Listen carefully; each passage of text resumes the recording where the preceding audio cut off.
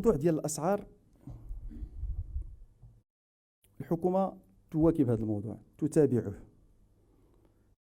في الأسبوع الماضي تكلمت لكم على اجتماع سوف يتم على مستوى وزارة الداخلية، ستحضره جميع القطاعات المعنية بهذا الملف.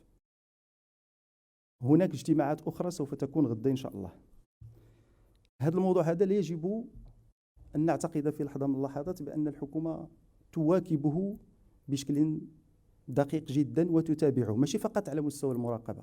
المراقبة كاينة والمؤشرات والأرقام هي موجودة، لكن أيضا على مستوى المساهمة في الرفع من الإنتاج، وأيضا في مواكبة المنتجين طبعا لكي تصل هذه المواد إلى الأسواق، خاصة المواد اللي عندها واحد الاستهلاك كبير يعني في هذه المرحلة وفي هذا الشهر الفاضل.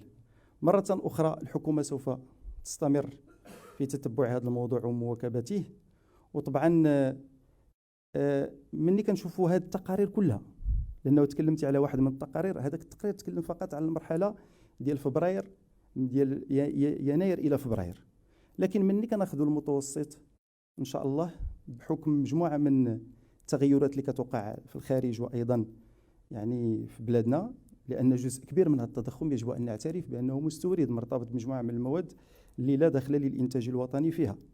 فكل هذه المؤشرات هذا كتعطي واحد المؤشرات إيجابية على أنه، وحتى التقرير اللي تكلمت عليه مؤخرا، واخا أنا هذه القضية ديال التقارير لا تستهويني كثيرا، لأن التقارير تختلف من حسب كل مؤسسة كيفاش كتشوف وكيفاش.